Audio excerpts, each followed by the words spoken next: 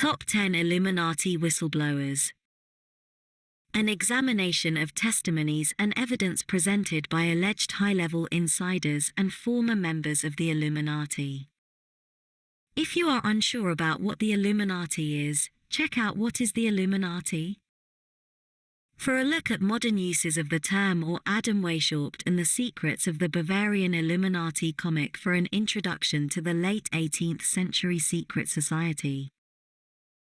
I considered naming this article Top Illuminati Frauds, Charlatans, and Liars, or even Illuminati Hall of Shame, but decided on the less inflammatory Top 10 Illuminati Whistleblowers. The top 10 Illuminati whistleblowers are: 1. John Todd. 2. Arizona Wilder. 3. Cisco Wheeler. 4. Leo Zagami. 5. Benjamin Fulford. 6. Bill Sknoebielen. 7. Svali. 8. Joseph Doc Marquis. 9. Mark Clemenson. 10. Carolyn Hamlet. This list should not be confused with the numerous government and corporate whistleblowers whose revelations have had repercussions and have impacted the real world. The inconsistencies, not only within individual testimonies, but between each whistleblower's description of the Illuminati's hierarchy, methods, and rituals, indicate that all but one have to be wrong. At least 9 of these individuals are either spreading disinformation, lying, or mentally disturbed. Their differing versions of what the Illuminati is and does cannot coexist in the same reality. Nevertheless, there are some similarities that should be underscored. For instance, Lucifer is a major player in Illuminati circles and is mentioned by all 10 whistleblowers. For some, Lucifer and Satan are the same, while others describe them as separate beings. The Illuminati appears to be into human sacrifices, with no less than 8 of our whistleblowers reporting witnessing or participating in it. None of the whistleblowers on this list were rank and file Illuminati members, and all reached a high position with the group. 8 of our 10 whistleblowers are members of prominent Illuminati bloodlines and were born to it. 1 willfully joined the order of his own free will, while another was unwittingly brought in as a negotiator between opposing factions of the Illuminati. Nazis are popular, with 4 whistleblowers specifically mentioning Joseph Mengele. Half mention preparations for the coming of the Antichrist as a major goal of the Illuminati. Virtually all of them give the Rothschilds a prominent, but varying, place in the Illuminati, with 2 singling out the involvement of the late Philippe the Rothschild. 3 claim that reptilian aliens are real, but with vastly different descriptions about what they are. At least 8 have all had superpowers such as clairvoyance, levitation, or telekinesis. They are all bulletproof. Despite the Illuminati being described as the epitome of power who planned the First and Second World Wars, they have been unable to silence any of the whistleblowers on this list.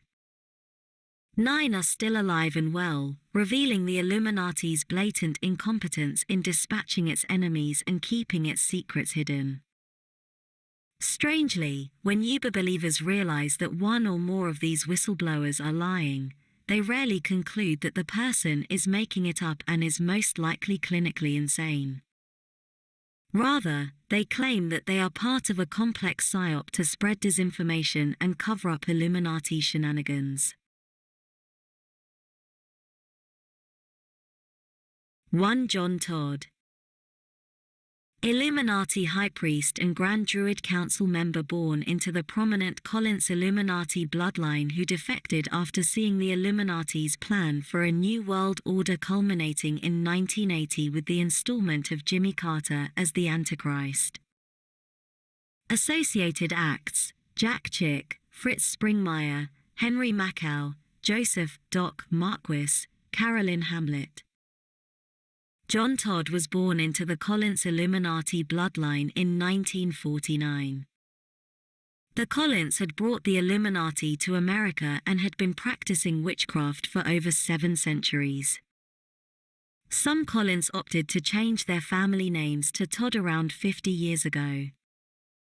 At the age of 13, Todd was taken to Hogwarts School of Magic, a Hogwarts-like school called an Outer Court, a specialized Illuminati school of witchcraft where he received training as an Illuminati priest. He was ordained an Illuminati high priest at the age of 18, and as a male Collin, took his place of the Grand Druid Council. At one time, he had more than 65,000 witches taking orders from him. His sister climbed the Illuminati ladder a lot quicker. By the age of 13 she was already a high priestess and Queen of Ohio with 15,000 witches serving under her. She was mostly occupied with summoning up demons that appeared to be UFO sightings as part of the Illuminati plan. Todd joined the army and fought with the U.S. Special Forces, Green Berets, in Vietnam, before being involved in the death of a superior officer and sentenced to 35 years imprisonment. Fortunately, a U.S. senator, a congressman, and 2 generals personally escorted Todd out of prison and had the building containing his army records burnt down to hide the existence of the Illuminati. In reality, Todd's army records were not destroyed. They showed that he had been a general clerk and typist and that he had never set foot in Vietnam. Todd was dishonorably discharged for being emotionally unstable and a pathological liar. It is then that Todd realized that he wasn't just playing with candles and learned that everything he had previously learned on witchcraft was false. Why did the Illuminati bother with the Outer Court? Warning, contains demons. Warning, contains demons. Spellbound? He was assigned the position of managing Z Records, a non-existent record company. Todd produced rock music in order to lead a new generation to Satan. He explained how each rock music album sold includes a demon summoned during a secret Illuminati ritual. The more albums someone owns, the more demons inhabited his house. All major studios have a satanic temple built for such purposes. Tape 6b, all rock stars are witches and must learn witch language, secret code words in which songs are written in that have different meaning to the initiated. Similar to dog whistles in politics. Occult authors such as C.S. Lewis and J.R.R. Tolkien similarly summon demons into each copy of their books so that children would be guided towards Satan. They also own most televangelists such as Billy Graham and Pat Robertson. They paid Jerry Falwell $50 million to join their cause. The 4 members of the Beatles are 4 major satanic prophets, with their White Album considered to be the Book of Revelation to witches. Charles Manson was sent to prison in order to organize inmates across U.S. prisons for Helter Skelter, the day when Manson and 200,000 soldiers would escape prison and slaughter Christians across the United States. The Illuminati-controlled government is helping by imposing gun control laws in order to minimize resistance during the massacre. Christian rock music is also a gateway to Satan with its druidic-inspired drum beats, so are astrology, jewelry, tarot cards, which demons personally guide, regularly playing cards, role-playing games, Ouija boards. Star Wars was considered a major hit for the Illuminati. All actors were initiated witches and picked from the cast of The Young and the Restless soap opera. They weren't. All actors on soap operas must also be witches. He also claims that the supernatural 60s soap opera Dark Shadows was based on the Collins family diaries which he provided. Atlas Shrugged is the Illuminati blueprint for a new world order which the Illuminati refer to as the conspiracy, or the Great Conspiracy. Using the word Illuminati in public is punishable by death, a fate that Todd has managed to escape, The book was commissioned in 1966 by Philippe de Rothschild and written by his paramour, Ayn Rand. They added juicy sex scenes to the book in order to keep decent Christians from reading it and discovering their secret plans. According to Todd, John Galt is Philippe de Rothschild. He claims that fans of Atlas Shrugged are communist. At this point, anyone who has read the book should question if he had done so himself. Fans of Rand are selfish, entitled assholes, not communists.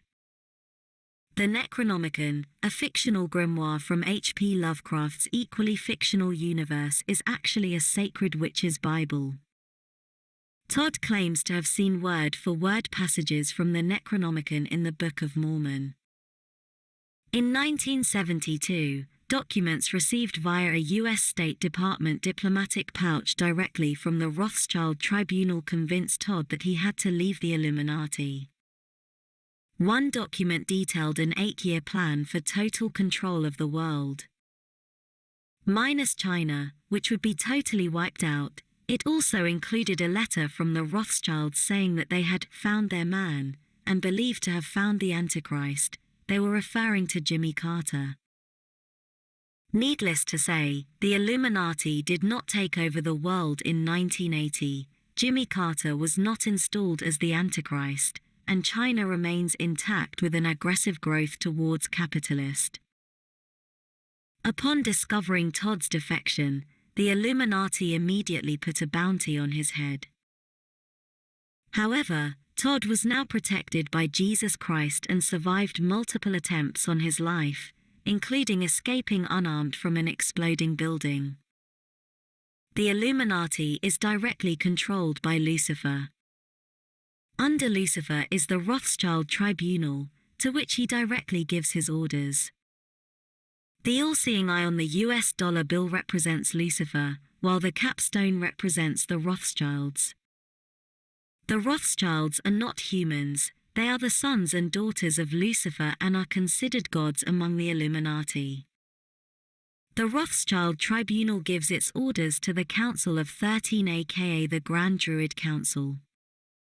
The Illuminati now goes by the name of Mariah.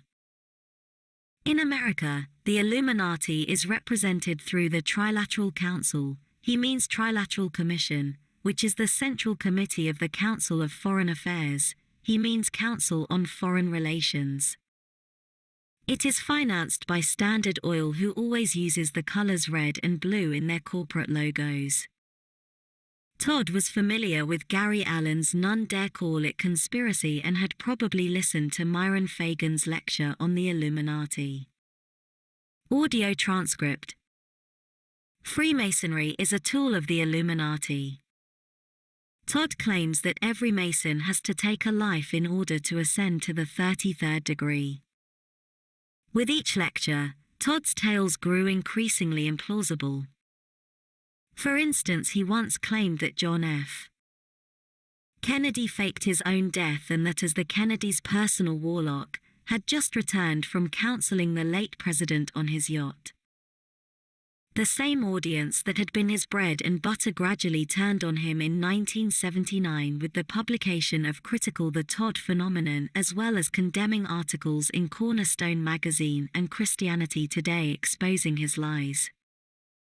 Eventually Todd, who had been fired from numerous jobs for inappropriate behavior towards teenage girls, was found guilty of rape and sentenced to 30 years in prison.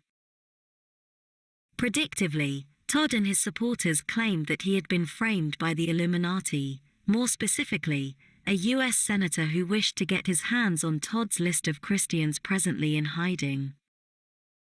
With no congressman or senator to rescue him, he was left to serve his sentence until 2004, when he was transferred to a mental health facility where he died in 2007. Although few people take Todd's claims seriously anymore, influential researchers such as Jack Chick, Fritz Springmeier, and Henry Makow continued to support his claims. In the early 80s, Todd was invited by Randy and Vicky Weaver to lecture in Iowa.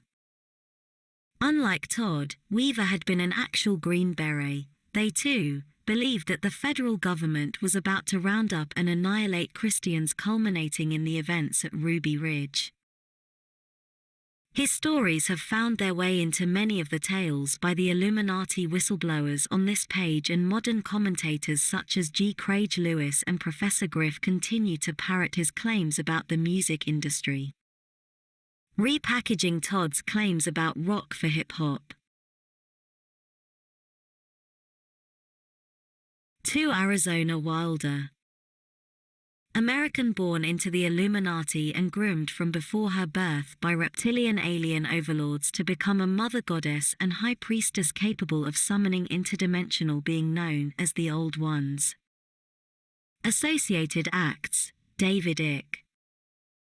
Arizona Wilder was born into the Illuminati and groomed to become a high priestess of the Illuminati and one of 3 of its mother goddesses. AKA Starfire, her birth was planned by the Illuminati and her parents were forced to relocate to California so that Arizona could begin her training. Her training involved being tortured by a variety of means including brain electroshocks, sleep deprivation, sensory deprivation, drug injections, sensory overload, and eating her own feces. This was done in order to create split personalities which could be programmed and used as needed by the Illuminati. Various cuts to her brainstem gave her a photographic memory, which she clearly doesn't have. Wilder's programmer was Nazi war criminal Joseph Mengele, who wore a huge emerald ring on his left hand and went by the name of Dr. Green. See here for who Dr. Green might be. Wilder was chosen well before her birth for her role as a mother goddess. They required her psychic abilities, which gave her the unique gift of being able to summon the Old Ones, interdimensional reptilians. She was also one of the few powerful enough to keep them from crossing the magic circle and coming into our world.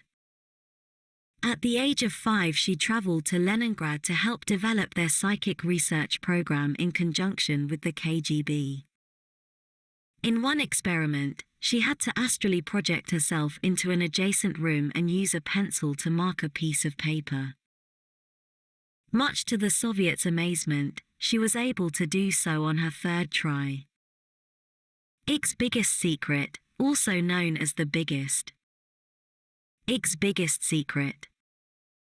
Illuminati rituals are usually conducted on military bases to avoid interference from outsiders.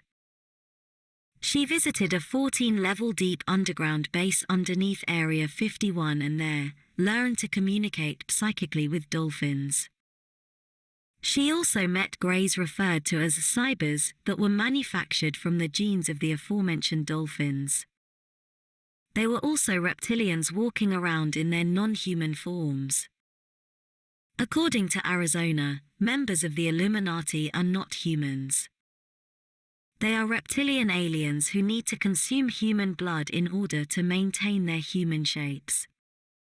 They also have a tendency to shapeshift while they are sleeping, which would most certainly cause some embarrassing moments. A whiff of blood can cause them to shapeshift. Illuminati reptilians generally make crappy surgeons or soldiers. Arizona tells us that the royal palace household whenever someone on staff had their period, they find menstrual blood of a recently terrorized Aryan to be especially tasty, although human babies are still the highest form of sacrifice. She has seen George Bush, Henry Kissinger, Ronald Reagan, Gerald Ford, Hillary Clinton, Jay Rockefeller, Newt Gingrich, at Illuminati rituals. During these rituals she witnessed Queen Elizabeth, Prince Philip, Prince Charles, Guido Rothschild, Tony Blair, Gerald Ford, Lyndon Johnson, shapeshift into their reptilian forms.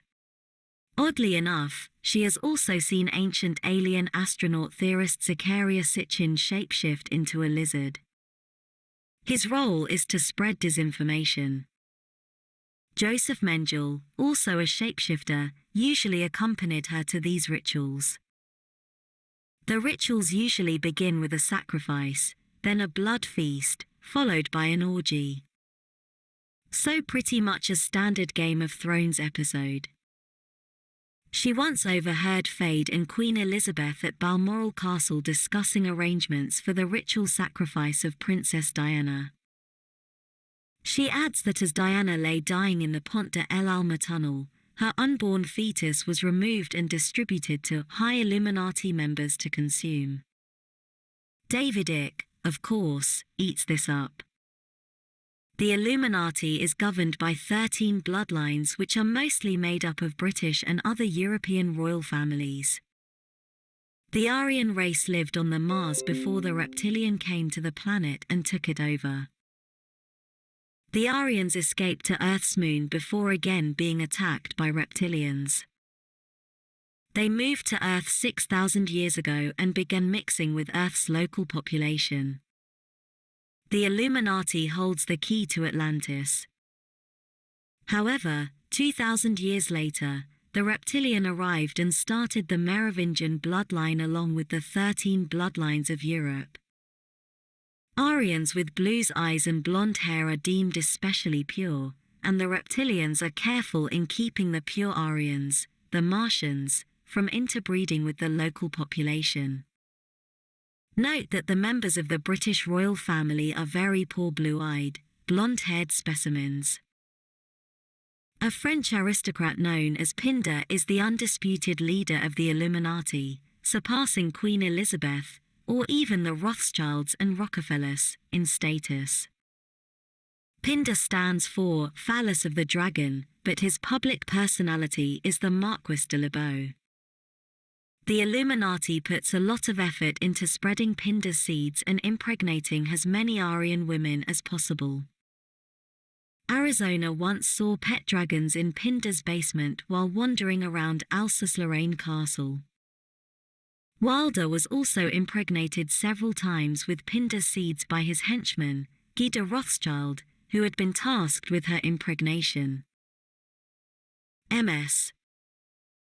Wilder first realized that something was wrong in 1989 while undergoing psychotherapy and realizing she had a lot of missing time. She was soon able to recover memories of being sexually and ritually abused by her father as part of her mind control programming. She attributes her ability to regain her memories to the death of her programmer and handler Joseph Mengele in that same year. Guy de Rothschild tried to take over as her handler but failed. She eventually escaped in 1993 by cutting off her hair. I kid you not.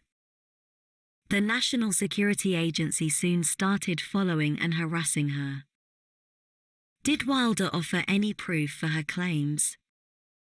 The necklace allows the wearer to amplify their superpowers. The ring is only given to mother goddesses. No. She drew a bunch of pictures based on her recovered memories. None of her artwork shows anything reptilian looking. She also showed Icke her mother goddess ring and a copper necklace that supposedly allowed her to amplify her psychic powers during Illuminati rituals. However, she has recanted most of what I present here. She is the only one to have done so on this list thus far. She disavowed anything she told David Icke, but now believes she was programmed using electric shocks in preparation for her meeting with Icke.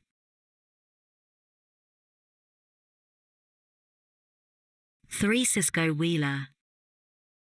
Monarch mind control victim and programmer born into an Illuminati family and groomed to marry the Antichrist until recovering her memories, leaving the family, and going through intensive deprogramming sessions for over a decade.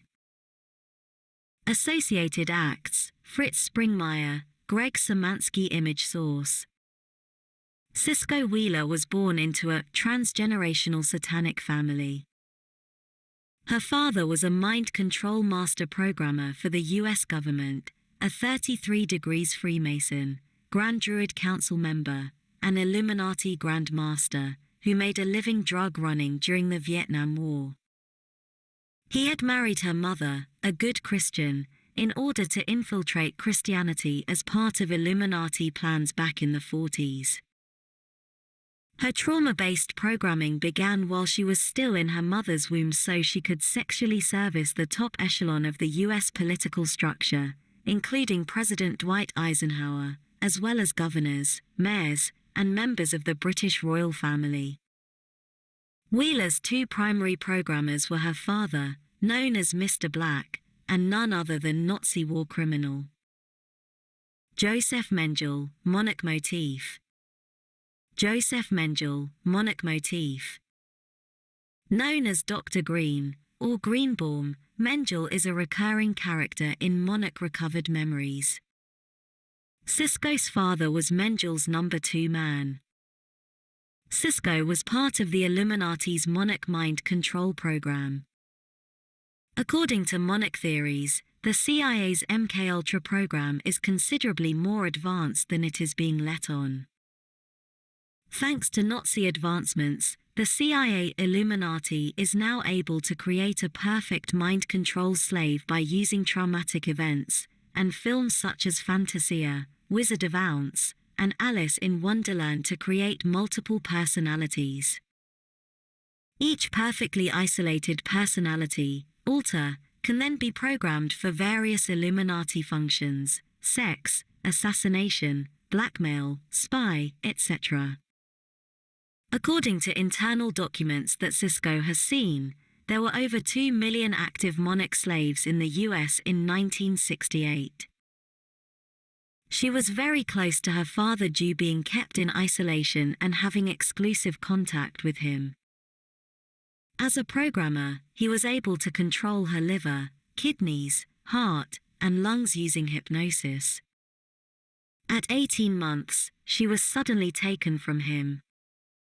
The next time they met, he violently raped her to begin her trauma-based programming. Apparently unaware that she is using a pseudonym and that her family name is not actually Wheeler. Either Johnson or Anderson, she tells us that she is the grandniece of U.S. Army General Earl Wheeler, her father's partner in Vietnam drug smuggling, supposedly himself a descendant of President Ulysses Grant. He isn't. Many of Wheeler's recovered memories of trauma feature cages. Cages in the desert. Wheeler and other 2 to 4-year-old children were individually kept in hot cages in the desert. They were left in the scorching heat for hours without any water or food. Joseph Mengele would then walk in between the cages with a daisy in hand. He would play a twisted version of He Loves Me Not with the cage's occupant. If the last petal pulled was a Love Me Not, he would take the child out of the cage and murder them on the spot. Sisko says this exercise was for her benefit only because she was special and the Illuminati had something planned for her. All the other children were expendables. It served to demonstrate what would happen if Mengele stopped loving her. Kittens in cages. In order to make Illuminati slaves into kittens, the Illuminati would set up 2 cages and put kittens in one and a young girl in the other. The kittens were given love and affection while she would be shocked every time she wanted food or water. She was spit on and humiliated for being a human child. She had to create a split personality and become a kitten to escape. Sisko still didn't believe herself to be human when being deprogrammed year later. Monkeys in cages. She would be locked with other children in cages while monkey and apes took care of them. One monkey would feed them, one would beat them, and the other would rape them. Sisko claims that the ultimate function of the Illuminati monarch system is to provide the Antichrist with bribes, the 3 mothers of darkness. She, of course, was chosen to be one of these 3 brides. Members swear an oath to Lucifer, to bring on the end times and to install the Antichrist on his throne. They are from the 13 Illuminati bloodlines and no one from outside these bloodlines is allowed in. She finally broke free at the age of 40 when her father, who had been her handler and primary programmer, died. She doesn't mention if Mengel's death in 1979 had any effect. She soon began reintegrating her personalities and met 4 other women who also had been programmed as monarch sex slaves by her father. Because all 5 women had been trained as programmers, shades of Svali number 7, they were able to understand the inside of the heartbeat of Lucifer himself and carefully deprogram themselves over the course of many years. Fritz's guidebook to creating a mind-controlled slave. You'd think that monarch slaves suddenly breaking free when the master dies would be a problem for the Illuminati, but Wheeler tells us that they are suicide altars that are triggered when the master dies, causing subjects to off themselves. Wouldn't that be an even bigger problem?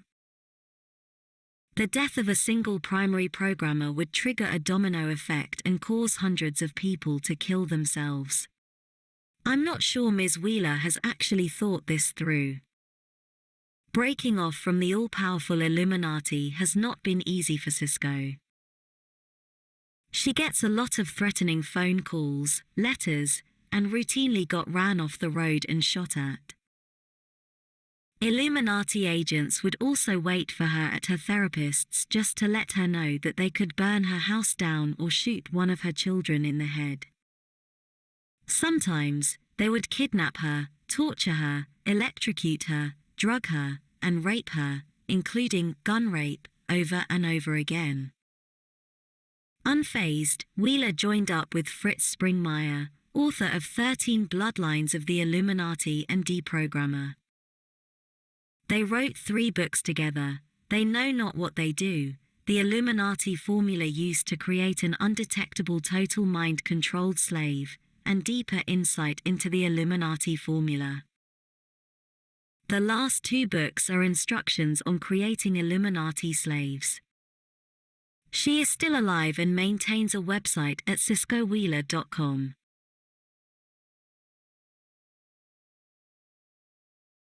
For Leo Zagami.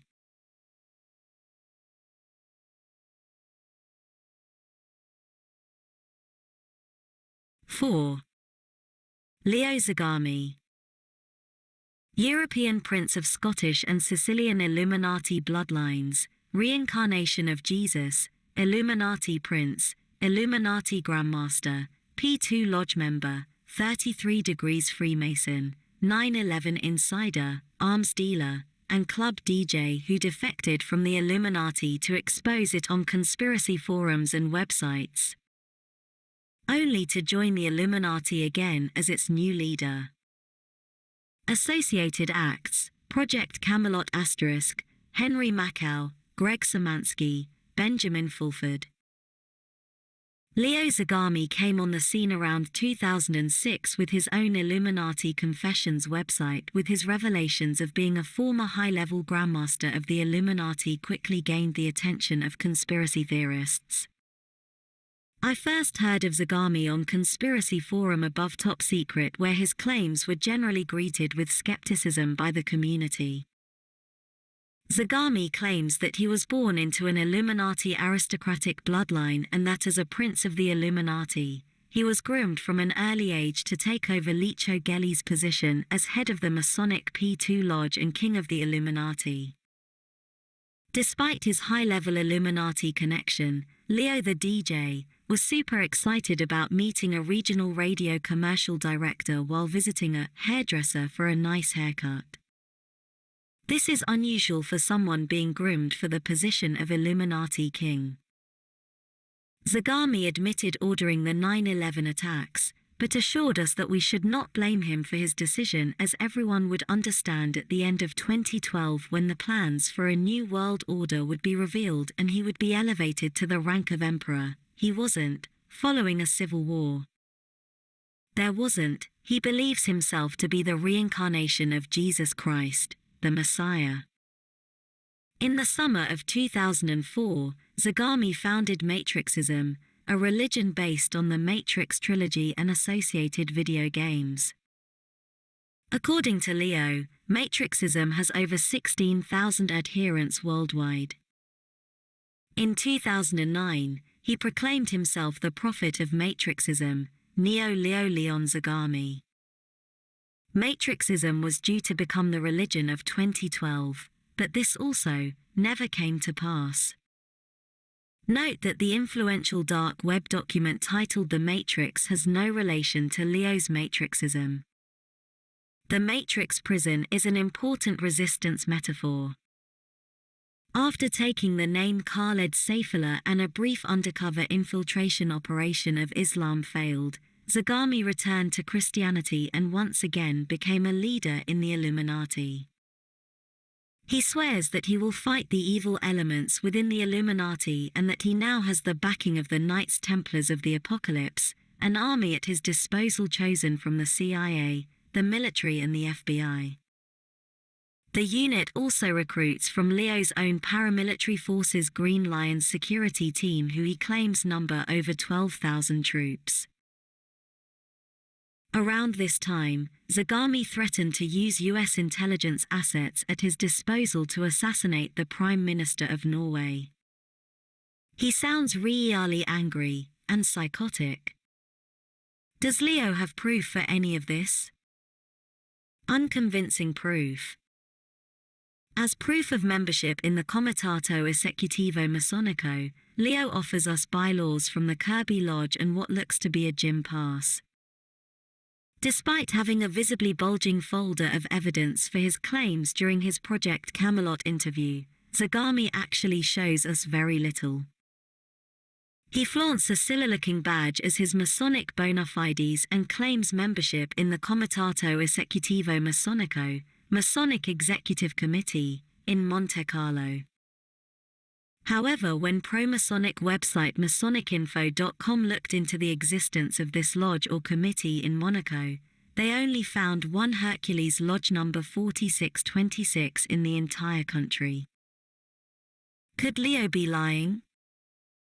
They also found that without a valid and current Masonic membership, it is unlikely that Leo is a 33rd degree Mason. Leo claimed to have been initiated as a 33 degrees Scottish Rite at the age of 23 in Rome by Prince Alieta di Montereal. This claim eventually led to a split between early promoter Greg Szymanski and Zagami after a colleague of Greg's pointed out that Zagami had never produced or shown his Masonic secret book given only to 33 degrees Freemasons. The secret book, Pike's Moral and Dogma, can easily be read online or purchased on Amazon by anyone. This false information, not the obvious BS about being the Messiah and commanding the entire Western Illuminati, is what convinced Szymanski that Zagami was lying. Why Leo isn't dead? Why is he still around telling us these things? Like Fox Mulder, it would validate everything he says. He would become a martyr. Precisely what didn't happen to Solomon Tribune. Zagami currently lives in San Francisco and has been pretty quiet these last years. Meanwhile, none of his predictions have come true and most of his websites are offline.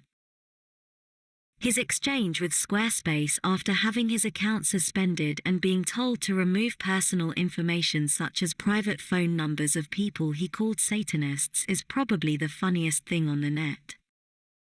Also, it shows that Zagami might actually believe his spiel. Please reopen again my site as you are violating the contract you have with me and you are supporting openly Satanism and the New World Order by doing this. I am going public to the press about it and will ruin the image of Squarespace around the world. He maintains a Facebook. Although I included Project Camelot as an associated act, it is apparent in Zagami's interview that Kerry Cassidy was growing increasingly impatient with Leo's evasion of issues and not answering direct questions. Nevertheless, she stuck to the project's mission and presented the interview as is.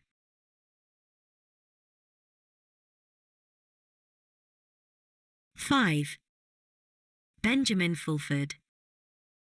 Canadian expat living in Japan chosen by the 6 million strong Asian secret society as chief peace negotiator between it and the Rockefeller-led Western Illuminati. Associated acts: Project Camelot, Henry Mackau, Jeff Rense, Leo Zagami. Fulford was a relatively unknown journalist living in Japan before he caught the Illuminati's attention following an interview with Japanese Minister of State for Financial Services, Finance, Heisei Tanaka, and supposedly confronted him on having sold out the Japanese economy to a group of Rockefeller, Rothschild, Illuminati-controlled companies.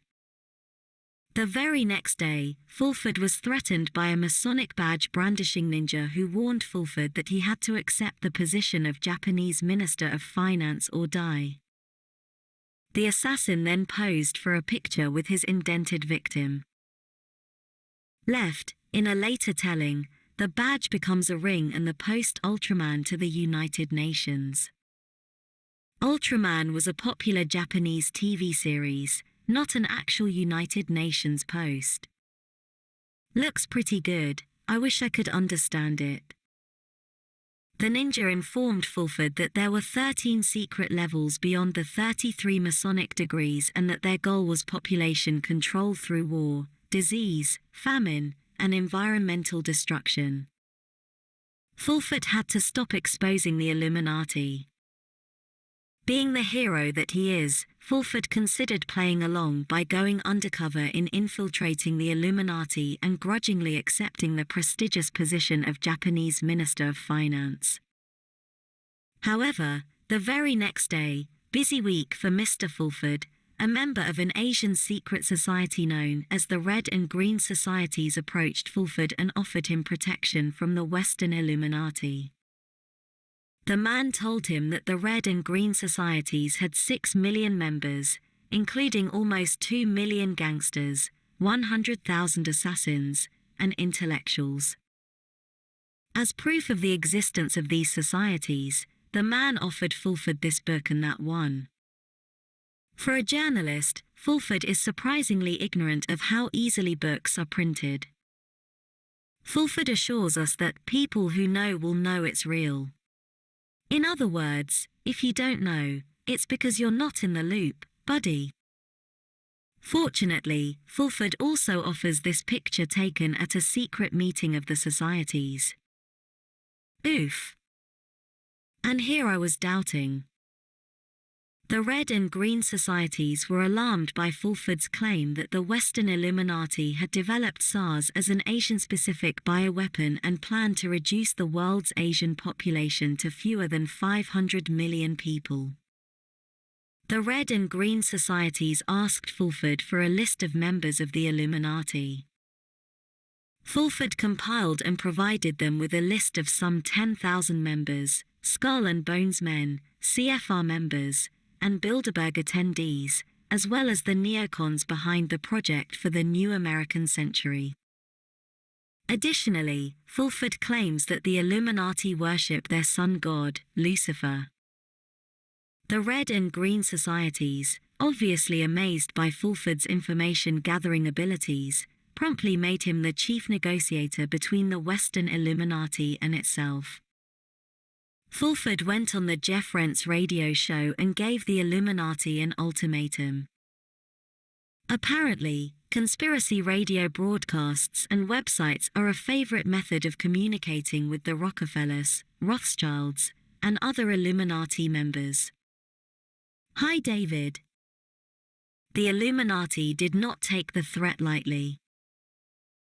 They immediately deployed their plasma weapon to cause an earthquake near a Japanese nuclear power plant. Fulford and Rockefeller, without a vibrator possibly up his ass. Fulford and Rockefeller, with vibrator possibly up his ass. Our hero then decided to invite globalist kingpin David Rockefeller for a parley so that World War III could be avoided. Fulford's great-grandfather had made a fortune selling Dr. Williams' pink pills for pale people, a popular early-century snake oil containing a mix of iron oxide and Epsom salts. Rockefeller's own great-grandfather William had also been a snake oil salesman. Fulford felt that this relationship made he and Rockefeller kins and that he might be able to reach a ceasefire agreement. Surprisingly, Fulford managed to get an interview with Rockefeller when Fulford was informed that Rockefeller was on his turf. He admits in the interview seeing his picture in the papers the previous day. Fulford brags that he could have had Rockefeller brought to him, tied up with a vibrator up his ass, but thought that might impede his negotiations, and instead decided to have a disappointingly friendly, lackluster interview. However, he offered a deconstruction of what Rockefeller is really saying during the interview, which involves badly twisting what Rockefeller is saying into something totally different. For example, when Rockefeller says, "I don't think that I really feel that we need a world government. We need governments of the world that work together and collaborate. But I can't imagine that there would be any likelihood, or even that it would be desirable, to have a single government elected by the people of the world." Fulford singles out Rockefeller's use of "elected by the people" to mean that Rockefeller does in fact want a one-word government, but a secret one-world government. Not one elected by the people. I'm certainly no fan of the Rockefellers, but that's just dishonest. The rest of the interview is rather tedious while Fulford keeps twisting Rockefeller's words in his commentary inserts. At one point in the interview, Rockefeller is desperately looking up at one of his handlers for rescue. Fulford went on to report that the two had reached an off-camera agreement. G.W. Bush would quit by August 2007, he didn't, and free energy would be released to the world. It wasn't. Fulford then gave Rockefeller 3 letters that he had channeled through his great-grandfather's ghost. It was around this time that many conspiracists realized that Fulford had lost the plot and he quickly began losing his supporters. The day the Earth stood still as representatives for the Illuminati and the Red-Green Societies come to an agreement. The day the Earth stood still as representatives for the Illuminati and the Red-Green Societies come to an agreement. Having lost the public's interest, Fulford began making even wilder claims. He joined forces with fellow scam artist whistleblower Leo Zagami, number 4.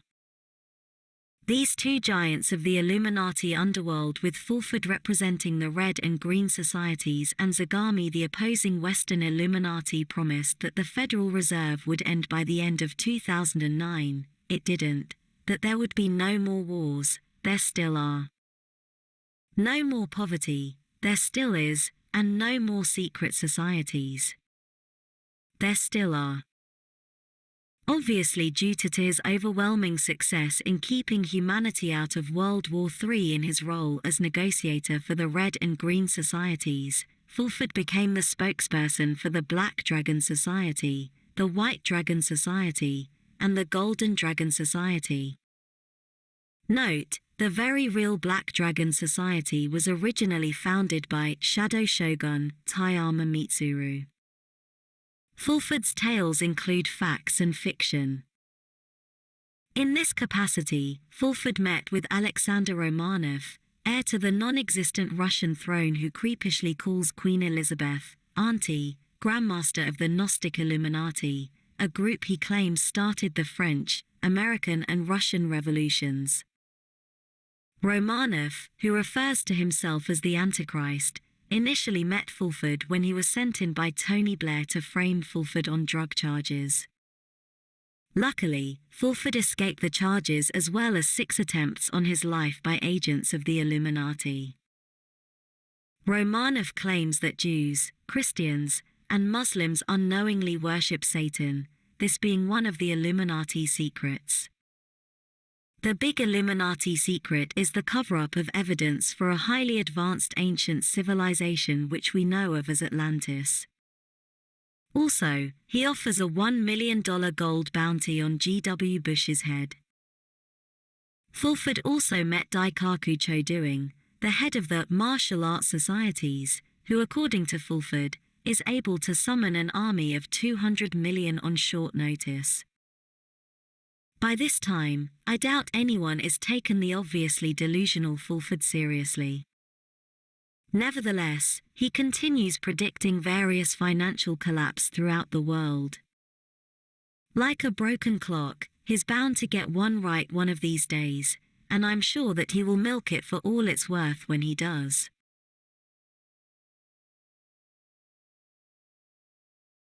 Six. Bill Sknoebielen.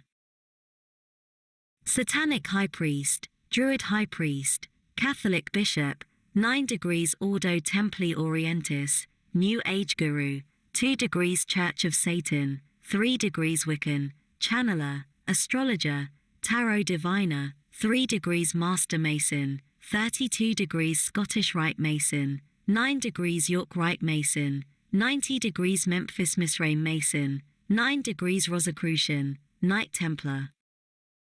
Voodoo High Priest, Vampire, and member of the Illuminati with 16 years of occult experience before losing all his superpowers after a random bank clerk prayed for his deliverance. Associated Acts, Jack Chick, The Prophecy Club, Stephanie Relfer. Unlike other Illuminati whistleblowers, Bill Sknoebielen wasn't born in a prominent Illuminati bloodline. His father owned a tire shop, nor was he groomed from early childhood for a high position within the Illuminati. Rather, he chose to join the Illuminati of his own free will well into his adult life. Sknoebielen was given access into the elusive Illuminati after having joined just about every occult organization on the planet, accumulating superpowers in the process, which the Illuminati deemed useful. Sknoebielen is by far the most gifted storyteller on this list. As part of the research for this article, I had to sit through his 4-hour lecture at the Prophecy Club and his 9-hour interview with an ex-vampire. Fortunately, transcripts are available for the latter. Tower of Babel, NWO failed prototype. Tower of Babel, NWO failed prototype. Bill describes the Illuminati as a plan hatched by Nimrod, a follower of Lucifer, following the Great Flood. Nimrod attempted to build the Tower of Babel, thus forming a one-world government and initiating the plans for a new world order, an ancient model of the United Nations. However, God himself did not want a NWO and famously created confusion among the builders of the Tower of Babel, causing the conspiracy to go underground. The Illuminati re-emerged within the mystery religions and fertility cults. They worshipped Baal and continue to do so today through Masonry, who are obsessed with phallic symbols such as the obelisk. Psalm 2 describes these conspirators and their ancient conspiracy. The secrets of Freemasonry are based on Babylonian witchcraft passed on through the Knights Templars, Hashishin, who pioneered mind control techniques and introduced moles and sleeper agents to the spy world, Rosicrucians, and of course, modern Freemasonry. Sknoebielen tells us that the royal secret of Masonry is the gift of immortality, which is achieved by sodomizing young boys, thus draining and stealing their life force, and gaining access to other dimensions. The all-seeing eye of the US dollar bill is the eye of Lucifer, which represents this anal interdimensional gateway. He claims that all Masons are drawn to pedophilia and homosexuality, and that he himself was attracted to young boys when he was a Freemason. Adam Weishaupt was a Jesuit charged with bringing back paganism by infiltrating secret societies. He used Islamic mysticism and magic, Jedi Jesuit mind control techniques, Masonic secrets of immortality, and drug-induced altered state of consciousness. He founded the order on May 1 in order to honor Beltane. Following the Masonic doctrine of ordo ad chaos, or order out of chaos, the Illuminati instigated the French Revolution. The Illuminati gets rich from membership dues from low-level Masons.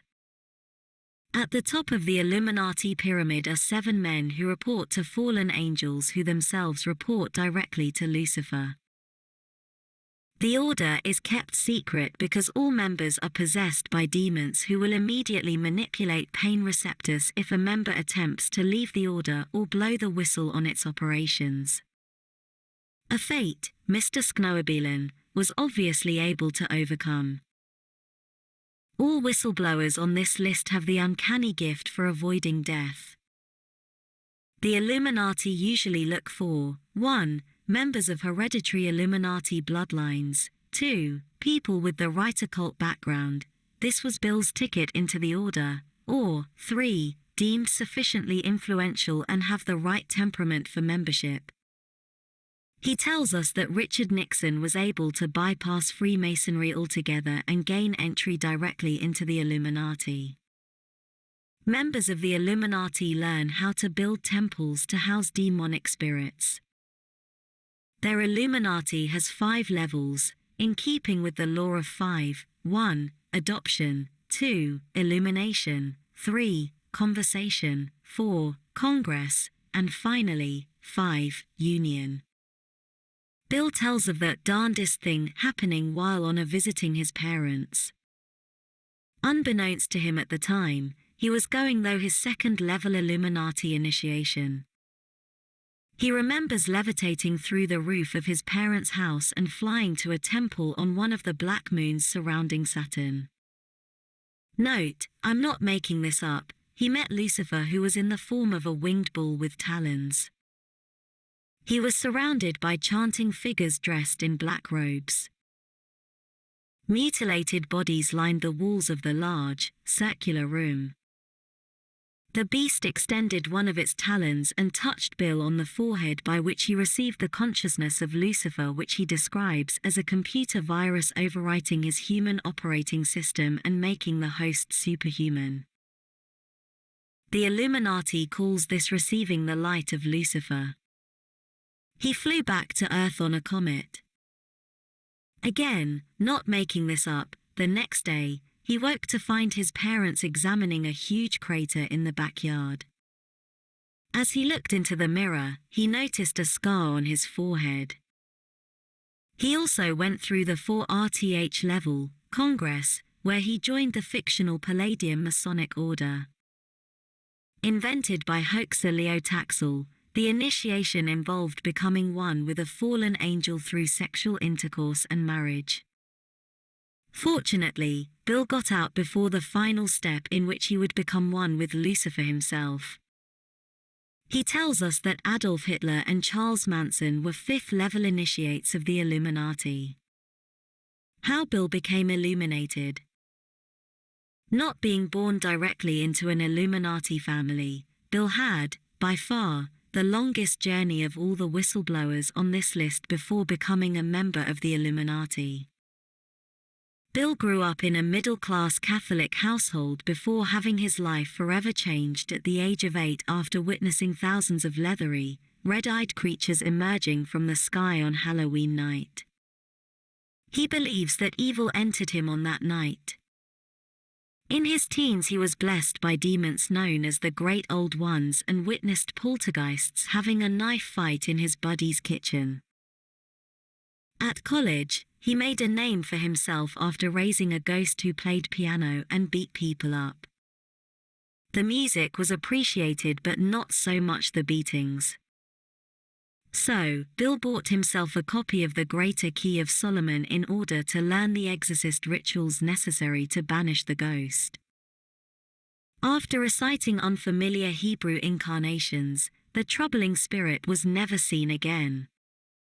Bill knew then that he held power over the dead and the spirit world.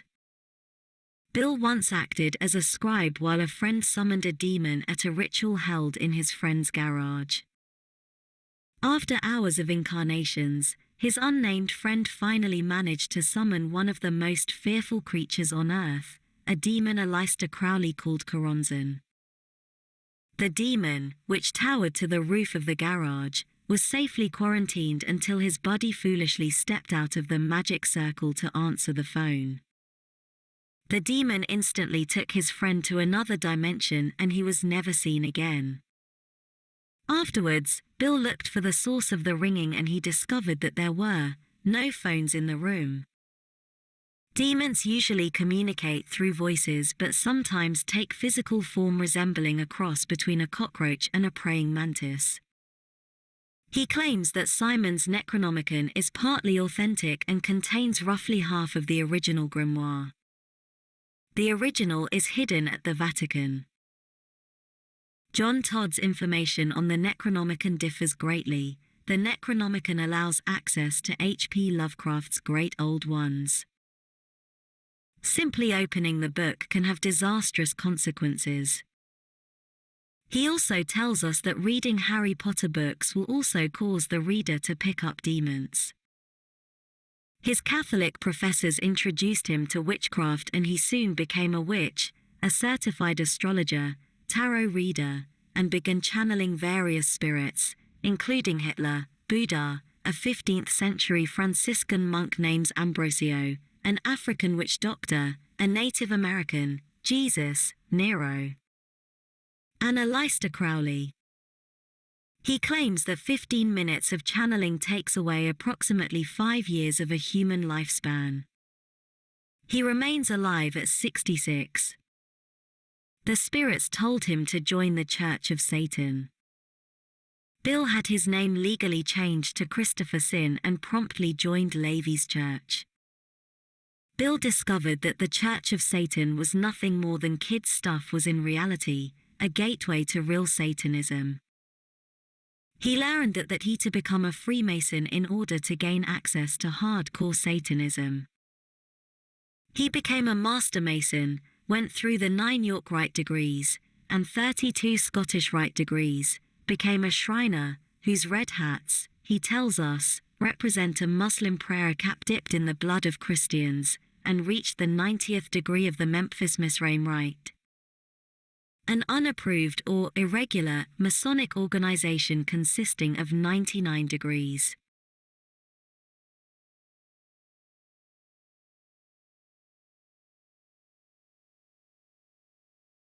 It is quite possible that Bill was able to join these organizations since Masons accept anyone who professes a belief in a supreme being. Scottish Rite Masons are even able to obtain degrees 4 to 32 over a few weekends.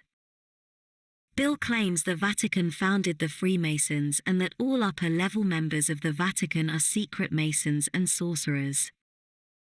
All high-level members of the Vatican, including its Pope, are Luciferians.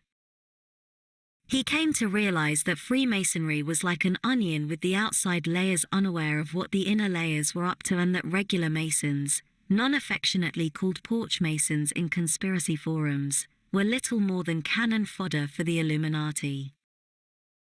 The average Freemason is unaware, for instance, that the cable tow used during Masonic initiation ceremony is really an umbilical cord linking Lucifer's consort, the Queen of Hell, to her new child. Freemasonry is a gateway to softcore Satanism. He had a bad experience with voodoo after his superior and teacher repeatedly attempted to turn Bill into a were-tarantula. Fortunately, he got away from the nasty voodoo priest in time. Around this time, Bill decided to become a satanic high priest and to sell his soul to Satan, but first had to become a Catholic priest and recruit 7 people to also sell their souls to Satan. He adds that all satanic priests are also Catholic priests. Being ordained a priest was relatively easy since there happens to be people who sell such oddities. Bill was ordained a bishop in exchange for granting a witch priesthood. An occult tit for tat. He signed a contract in blood in a black book and was guaranteed 7 years of anything he wanted in return for Satan taking his life and soul at the end of these 7 years. Being a Satanist and viewing hell as an eternal party, Bill readily accepted. He never personally sacrificed a human being, although he admitted to ritually sacrificing a hamster. WTF? This led him to the abyss, where he was given the choice between becoming a werewolf or a vampire. Being familiar with what his werewolf air pilot buddy had to endure, he opted for vampirism. Bill drank the blood of a fallen angel, causing his body to metamorphose into something else. His skin blistered when exposed to sunlight and he was repelled by garlic. He also grew fangs, but has had corrective surgery done since. However, he could not change into mist or take the form of a bat, because that would be nonsensical. His blood type changed from O+ to O, and he had to feed on human blood and Catholic communion hosts to survive. He became addicted to blood and cocaine and took a job as a night newspaper deliveryman in order to avoid sunlight. His 7-year deal with Satan evidently did not pay off much. Fortunately, with more than 175 witches serving under him in his covens, he easily found volunteers who offered up their jugular to fulfill his needs. He admits that he occasionally wished to tore off the throat of prostitute and drain their entire body of blood while doing his late-night delivery rounds, don't we all? But his love for his wife and fear of getting caught prevented him from doing so. He still occasionally gets indigestions due to his time as a vampire. Joining the Illuminati. According to Bill, the Illuminati is an umbrella organization at the root of all conspiratorial movements on the planet. Again, the Rockefeller hold a prominent position within the Illuminati, and the Rothschild is the oldest Illuminati family and at the head of Freemasonry. The order is strictly invite-only, but Bill's occult background and ability to summon demons made him too useful to the Illuminati. They discovered after Bill had been casually attending a Masonic ceremony when one of his demons unexpectedly channeled through Bill and recited a string of precise keywords which alerted the Illuminati to his powers. Presumably, the Illuminati keeps extraction teams on standby in all Masonic lodges for just such an occasion, as Bill claims to have been immediately whisked away into another room where he was taught real occult knowledge. I would say certain things. Or I would give certain answers to questions that would be like keywords that would open doorways that the average Mason of Wisconsin would never be able to open. Interview with an EX Vampire, Part 9. YouTube transcript. The fact that he had so many demons at his behest was especially attractive to the Illuminati. Unfortunately, despite his supposedly wide knowledge of the order, he has very little evidence for its existence. He claims that the Illuminati uses cells consisting of a maximum of 3 members. Bill only knew 2 other members of the order. This, despite having been flown into outer space in an Illuminati temple for his meeting with Lucifer. Sknoebielen also describes Joseph Mengele as being part of the CIA's MKUltra project after being smuggled into the US via Operation Paperclip. Mengele was actually smuggled to South America via one of the Vatican's infamous ratlins. He worked in Canada on children obtained from orphanage and worked with LSD and torture in order to create child super soldiers and design the basis of Project Monarch, in which individuals' demons are inserted into individuals' personalities created by traumatic events. The Monarch Black Project has been designing super soldiers and sex slaves ever since. Even Mrs. Relfa, who is frustratingly sympathetic and patiently sits through the entire 9-hour ordeal, appears incredulous when Bill mentions the order.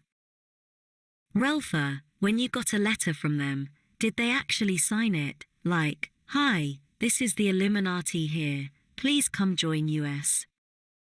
Sknoebielen, no. It was actually the person who contacted me who wrote the letter. Relfa, And how did you know it was from the Illuminati? Sknoebilen, well, because it had their letterhead. Duh.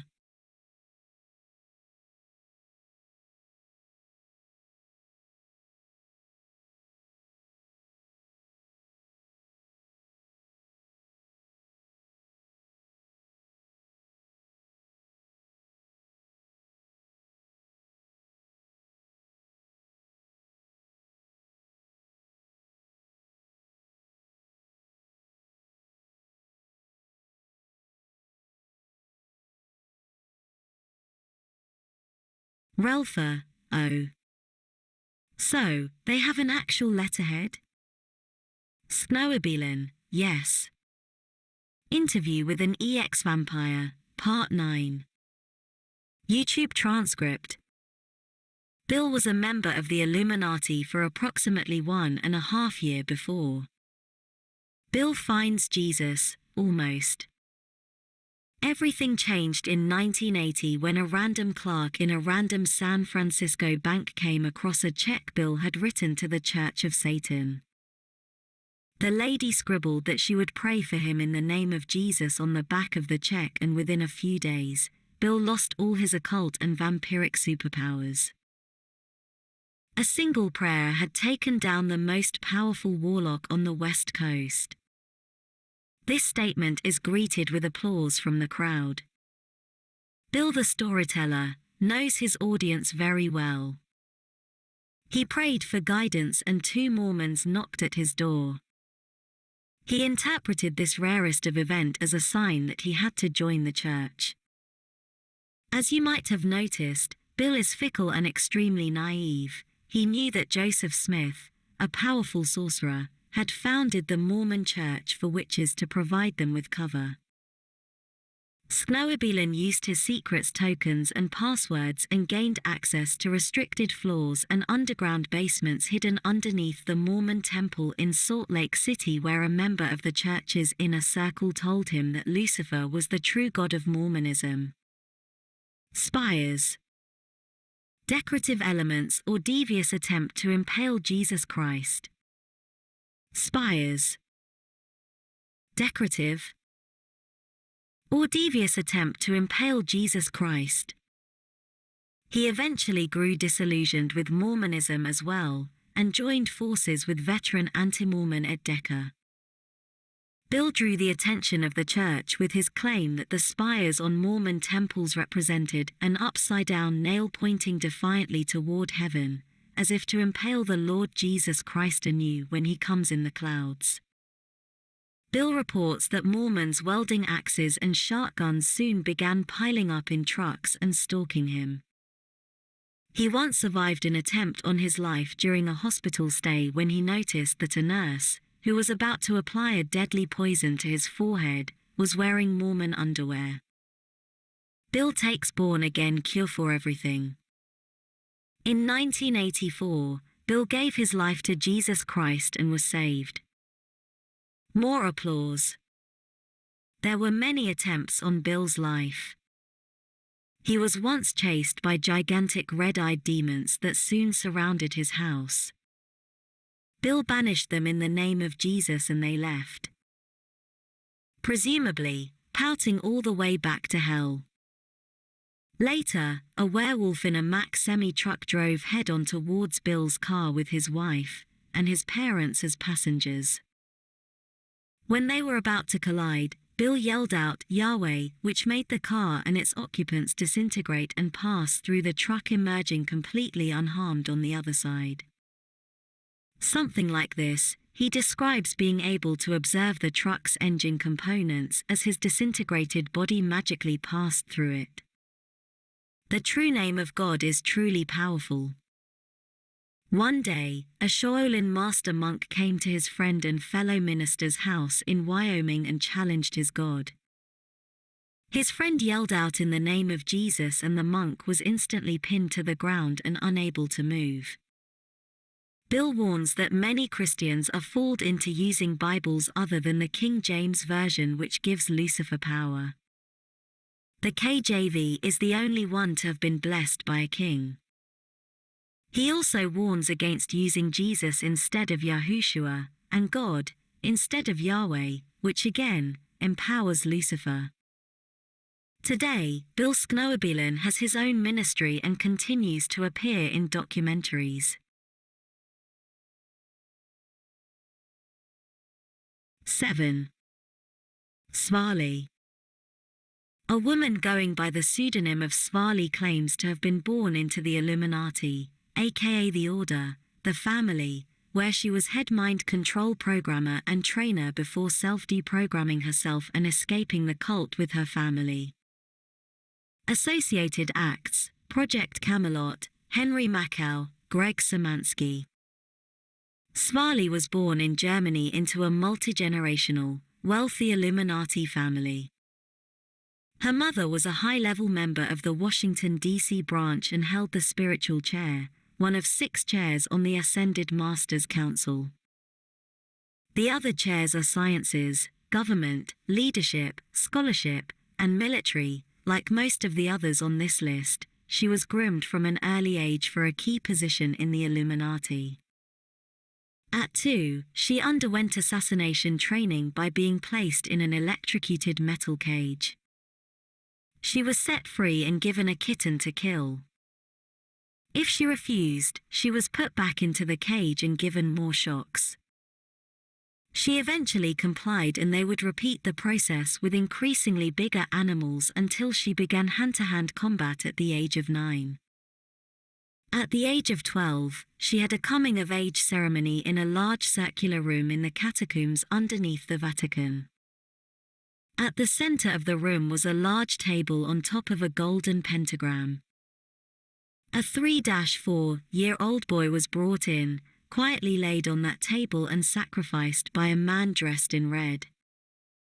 Svali and the 2 other children accompanying her then knelt down, kissed the man's golden ring, and swore lifelong allegiance to the New World Order and to he who is to come.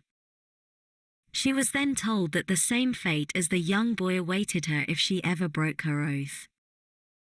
According to Svali, anyone wishing to rise within the Catholic Church has to perform the same ritual. The Illuminati believes that Rome is the spiritual center of the universe. Most members of the Illuminati are born in the order and it rarely recruits from outside the group. Members are groomed early on for their adult role in the Illuminati. Some will join the mafia, others will run slavery, prostitution, or pornography rings. They follow Lucifer, not Satan. Following graduation, she joined the Illuminati's science division and quickly rose to the position of head mind control programmer and trainer. She programmed and indoctrinated children for the Illuminati. By day, she played the role of the good American wife and teacher at a Christian school. At nights, she was programmed to wake from her sleep and attend Illuminati meetings.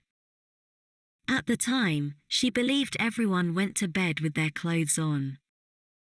At these highly secure meetings, Illuminati members learned how to shoot with deadly accuracy and received intensive martial art training.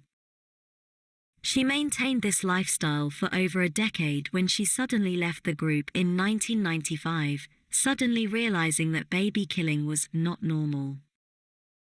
Apparently, the all-powerful Illuminati does not take oaths sealed by child sacrifice seriously.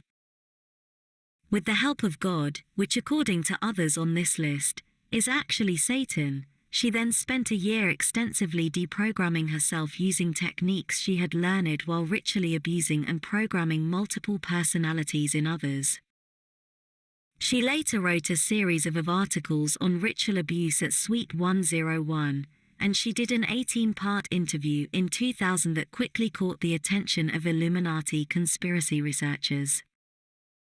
Soon following his 2006 interview with Svali, radio host Greg Szymanski claimed that she had gone missing. But her friend posted in 2009 that Svali was alive and well and announced the launch of her new website. However, she soon went quiet again. Did Svali have any proof for her claims? No. Nothing. The planned date for Illuminati complete control of the world. Svarli's final revealing. 2050. Watch this space.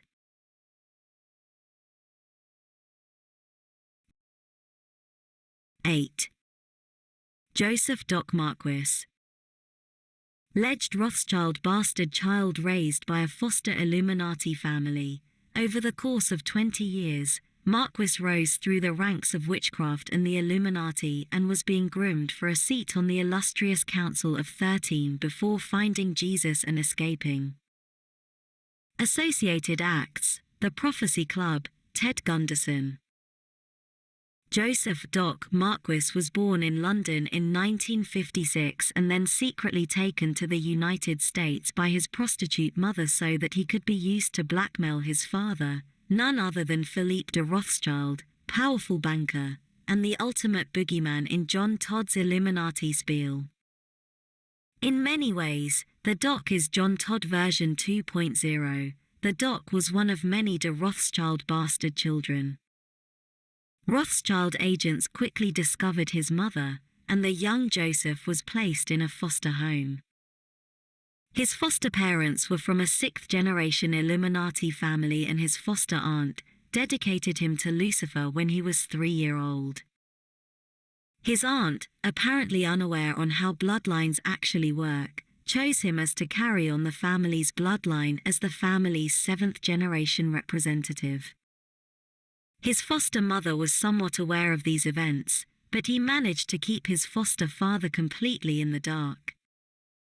When he was 5, someone, he later hints at Rothschild, sent a demon to possess him, which sent him down a dark path. He was soon sent to the outer court, same one mentioned by Todd, for witchcraft training, learning incantations, spells, rituals, human sacrifice, and the 200-plus years history of his own family. Human sacrifice comes up a lot in Marquis' version. At the age of 13, he was initiated into the Illuminati. During his initiation ceremony, a witch took a ceremonial knife, an athame, to slice his arm wide open. He then used a quill to sign his name using his own blood in the Book of the Dead made of sheepskin. He was initiated as a 3rd-degree witch, becoming a 1st-level Illuminist, aka Druid priest. Essentially, he had sold his soul to the devil. At 17, he reached the 3rd Illuminati level and became a Master Witch, aka Druid High Priest. He was being groomed for a seat within the Council of 13, the highest level immediately below the Rothschild family. The Rothschilds are considered gods on earth by the Illuminati and are known as the Holy Tribunal or Holy Family. He was given authority over an entire region and had over 1,000 Illuminists serving under him. Teenagers governing entire regions are not so uncommon, he says, as many witch queens are often given leadership positions at the age of 13. A witch queen's word is always law. Witches are in constant communications with demons and have to participate in at least 8 human sacrifice ceremonies a year. The Vatican obelisk is a gigantic sundial, indicating the time for these rituals. Considering the numbers he is throwing out, 3 million witches in New England alone, and covens supposedly as large as 65,000 members. The amount of bodies would be staggering, with ritual homicide being one of the nation's top causes of death. The victims were wandering teenagers looking for a good time, runaways, skid row bums, paper boys, paper girls. The witches would slit their victims' throats and drink the blood with a chalice. They believed that the victim's life force would be added to theirs. As he told Oprah in a 1987 interview, they would dispose of the bodies by leaving them in the woods, the side of the road on a highway. Under orders, he joined the army in order to infiltrate its leadership and key posts. While being stationed in Germany, his convent met in order to summon a few demons and rid themselves of a pesky army captain who had been making trouble for the group. The demon set off on its mission and returned moments later, obviously frustrated. The demon embarrassingly admitted that he had no power over the enemy. Hint, a believing Christian, terrified, one of the witches stepped out of the magic hexagram and was instantly pounced on by the enraged demon and completely dismembered. During his time with the Illuminati, he was taken on a tour of death camps being built in the Mojave Desert to exterminate Christians. He was gleeful of the idea of Christian dying by the thousands. He predicts a near future where anyone caught with a Bible will be shot on sight. Marquis has seen fallen angel and described them as available in a variety of colors with either horns or wings accoutrements. Marquis is saved. In 1976, one of the Doc's fellow witch asked him if he wanted to attend church the coming Sunday. Not amused, Doc told off the witch. But it wasn't going to be so easy. For the next 3 years the Doc was tormented. He was constantly bombarded by born-again Christians jumping out from behind fences and giving them testimony. He read the Bible and realized that the plans for a new world order prepared by the Illuminati and written in 1773 by Adam Weishaupt were already exposed in the Book of Revelation. He came to the conclusion that God was so great that the Holy Spirit forced Satan to write his plan so that it was a mirror image of Revelation. But why did Weishaupt rewrite the plan if it was already in the world's most popular book? Weishaupt's 7-part plan include the abolishment of 1. Governments, 2. Private property, 3. Inheritance, 4. Patriotism, 5. Religion, 6. Family, and 7. The creation of a new world order. Typical Illuminati legend, the Protocols of Zion are a coded exposure of the plans of the Illuminati with the Jews set up as fall guys. Strangely, he believes to have the only original first edition of the Protocols in existence. Without even looking this up, I'll just call BS. According to the Doc, Weishaupt was paid by Meyer Rothschild and 12 other prominent bankers, a financial coven, to organize the Illuminati in order to develop the plan for instituting the New World Order. Weishaupt recruited 2,000 of the most powerful, influential, and wealthy men of Europe.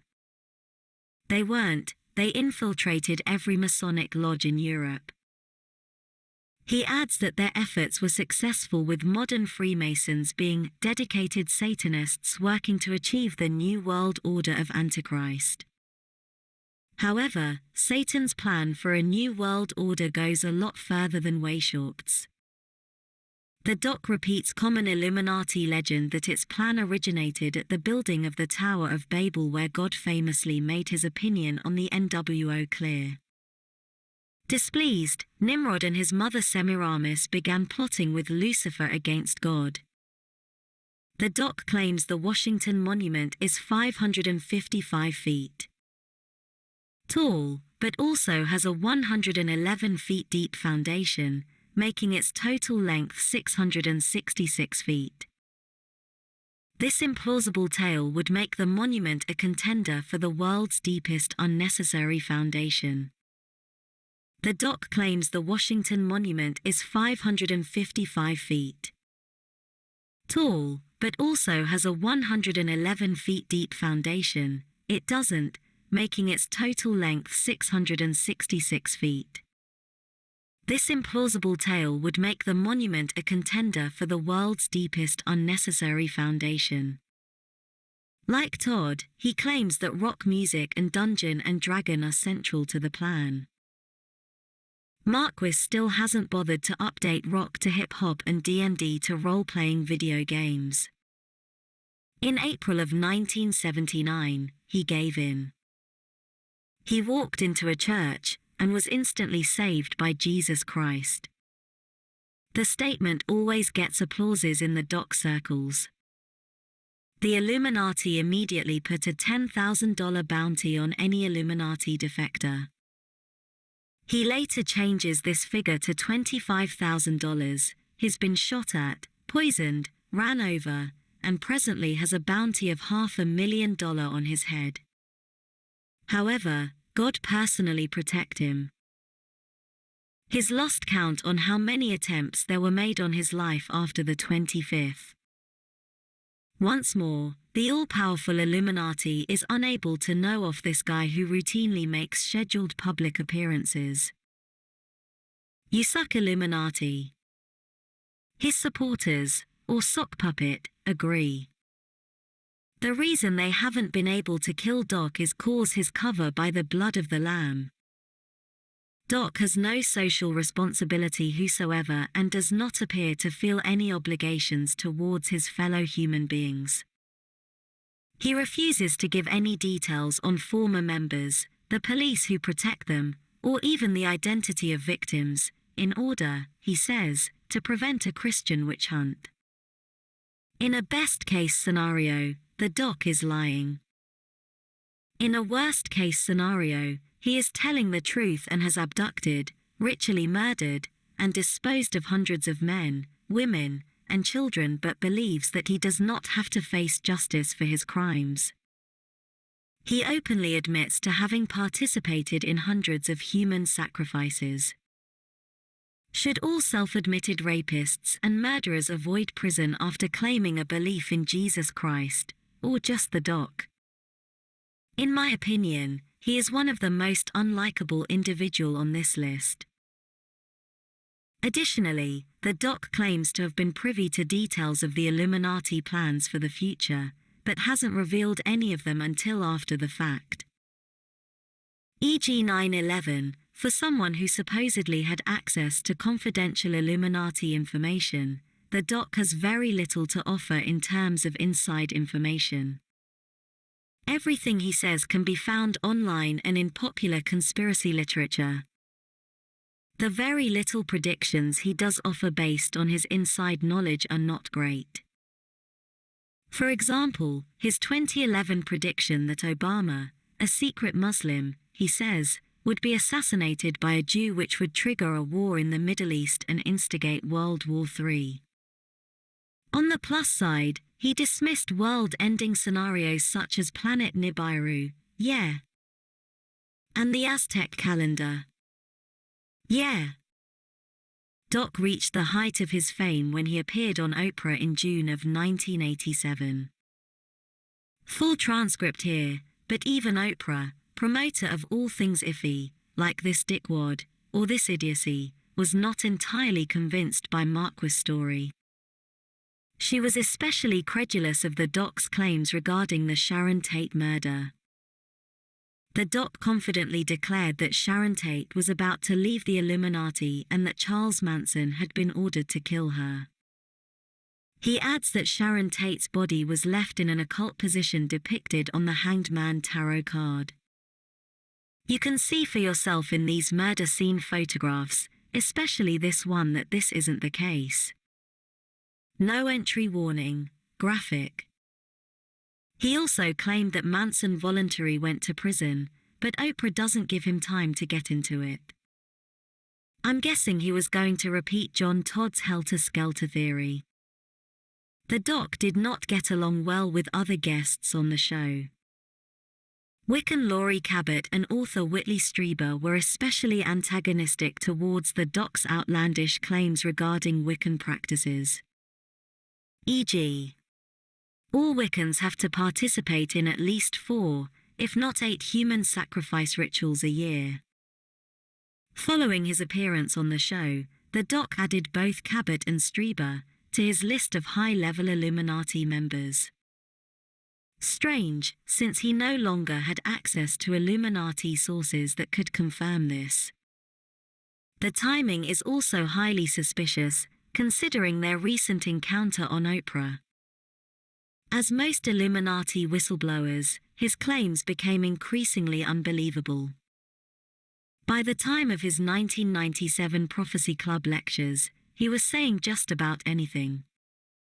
The Doc's quest against holidays. There is no doubt that most holidays have pagan origin with have been merged with Christian celebrations in order to make the religion more appealing. However, the Doc takes it much further and accuses any Christians of participating in these holidays of being hypocrites. He attacks every holiday, including Valentine's Day, Groundhog Day, and Easter. I will look at Christmas and Halloween here. Christmas. It is commonly known that the Yule log tradition's origin in German paganism holiday of Yuletide and that gift-giving, banquets, and drinking is associated with the Roman holiday of Saturnalia. But for the Doc, it's much more than that. He declares good old Saint Nick a mockery of God. Like God, Santa is omnipotent, omniscient and omnipresent. Santa Claus is everywhere and can see everything. He sees you when you're sleeping. He knows when you're awake. He knows if you've been bad or good. He adds that the Christmas wreath represent vaginas, while Christmas candles are penises, both remnants of ancient fertility rites. Halloween. Obviously, Halloween also has occult origins. In the Doc's view, it's the worship of the Lord of the Dead, Nimrod. He claims that the custom of trick or treating originated with the Celtic Druids. Marquis' version of trick or treating is probably the scariest you've ever read. The Druid priests would go around the towns and villages knocking on doors. When the master of the house answered, the Druids would say, "Trick or treat." But this wasn't the innocent trick or treating of that we are familiar with today. Jack Chick spellbound? Jack Chick spellbound? The villagers, familiar with the Druids' fierce reputation, knew what it meant. They had to offer one of the house's resident as human sacrifice to the Druids in order to receive a treat, a jack-o'-lantern. The original jack-o'-lanterns were human fat-filled pumpkins left burning on doorsteps to alert demons that a household had paid tribute. If the master had the unfortunate idea of choosing the trick option, refusing tribute, the Druids would paint a hexagram in human blood on the front door. The demons would come in that night and murder an occupant of the house. The human sacrifices were taken to a stone circle such as Stonehenge and caged inside a huge 30-foot wicker man. The Druids then asked for 12 volunteers who would get the chance to go free.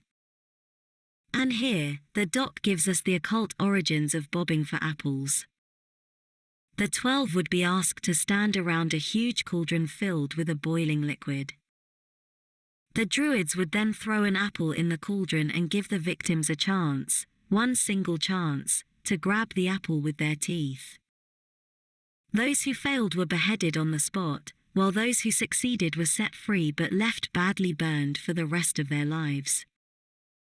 These areas, around Stonehenge, are soaked in human blood and is a primary area of demon activity on the planet. Crop circles are physical manifestations of spiritual wars being fought on these grounds. Nazi UFO and the Great Rapture cover-up. During World War II, psychic mediums from the Thule and Vril secret societies made contact with a race of aliens who telepathically gave them instructions and schematics necessary to build flying saucers. In reality, the aliens were Earth-based demons who required the saucers for their plans of a fake alien invasion in order to cover up the coming rapture. They would falsely claim to those left behind that the raptured were in reality abducted by UFOs. The Nazis' scientists involved in UFO research were eventually transferred to America following the end of World War II via Operation Paperclip. However, they still had a major impediment: they didn't have anyone who could pilot the crafts. In 1976, Doc Marquis was giving a tour of a secret and where they did secret things.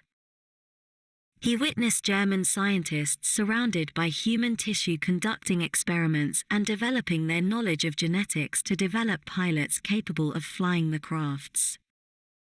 The scientists did secret things with MEAs and POWs.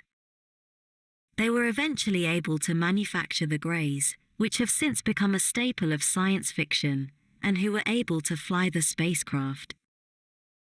On the given day, the Greys would simultaneously land in public places and point to the Antichrist as the new leader of the planet in an attempt to deceive those left behind and establish a one-world government under the authority of the Antichrist. The Antichrist and his armies would then hunt the saved. Weren't they taken in the rapture? The doc doesn't mention Project Bluebeam by name. How is all this kept secret? You open your mouth, you're dead. The doc, yet again, is a visible and outspoken exceptions. Despite describing himself as being very good at quantum mechanics and quantum physics, the humble doc obviously has a very poor grasp on science. He appears to get his information mainly from science fiction. His long and tedious explanation of folding space comes straight out of Hollywood movies.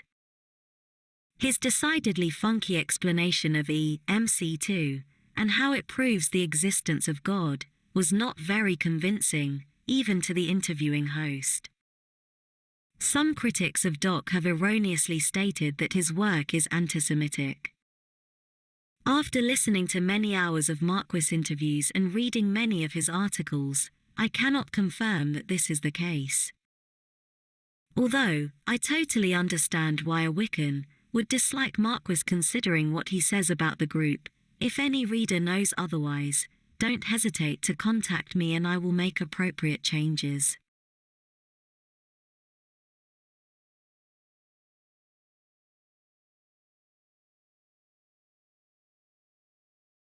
(9) Mark Clemenson. Born into an Illuminati family traditionally trained by Jesuits in the mystery schools located in the Himalayas, who gave up his superpowers and lavish lifestyle to become a Seventh-day Adventist evangelist and expose the Illuminati. Associated Acts, God, unconfirmed. Mark Clemenson is one of the newest whistleblower on this list. Information on him is still sparse, and he doesn't seem to be doing much interviewing regarding his Illuminati past. Clemenson was born in an Illuminati family.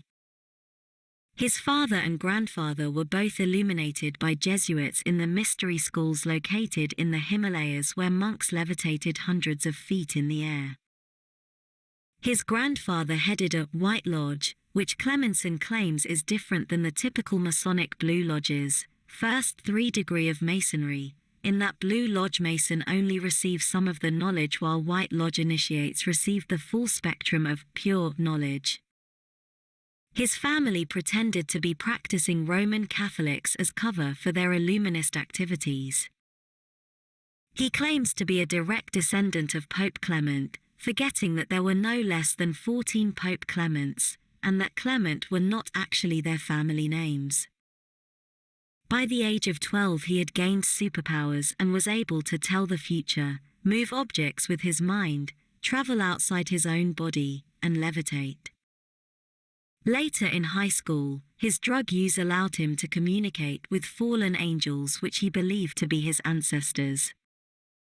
He confirms Doc Marquis claims that the Illuminati practices Druid witchcraft and that human sacrifices are offered to Lucifer for high-level initiates signing their names in the Book of the Dead.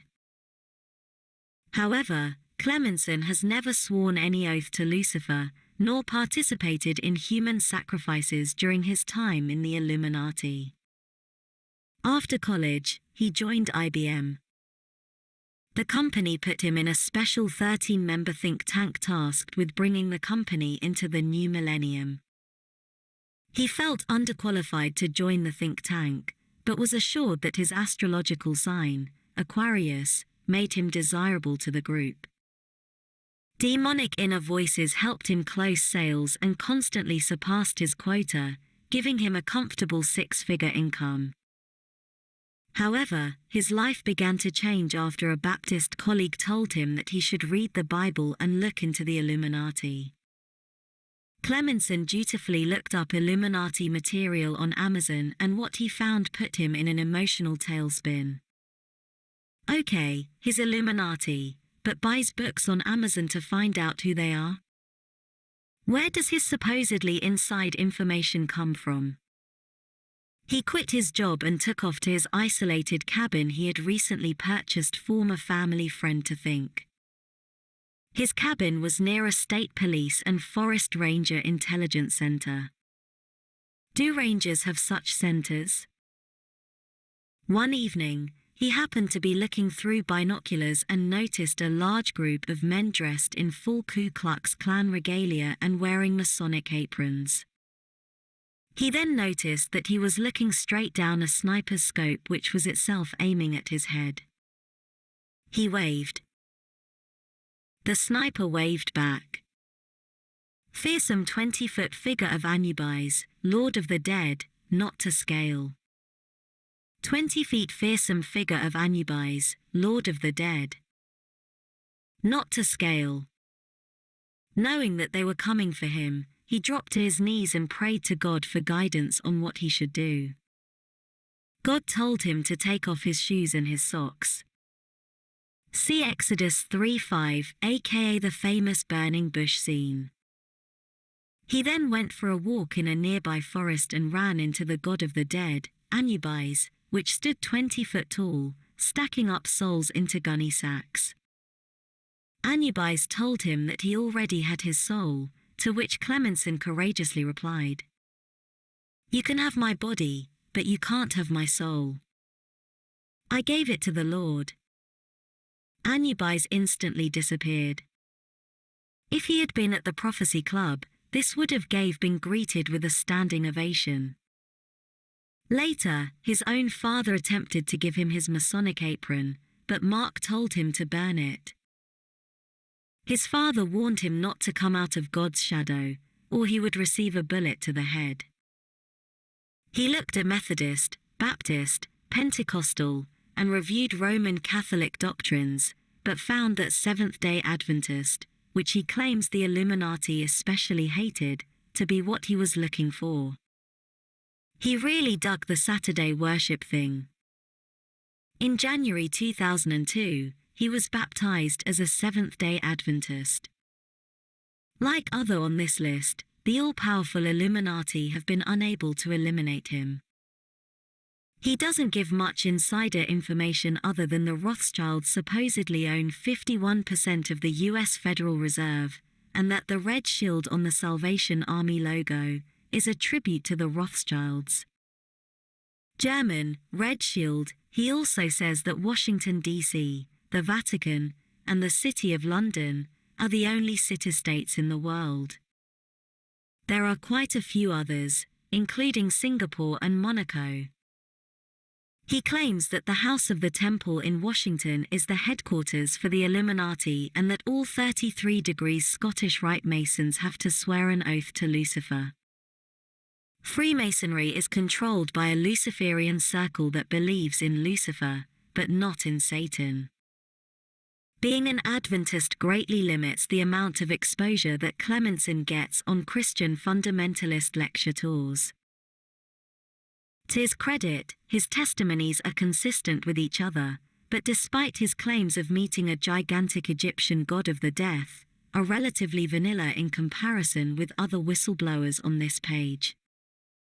I doubt that we will hear much more from Mr. Clemenson in the future.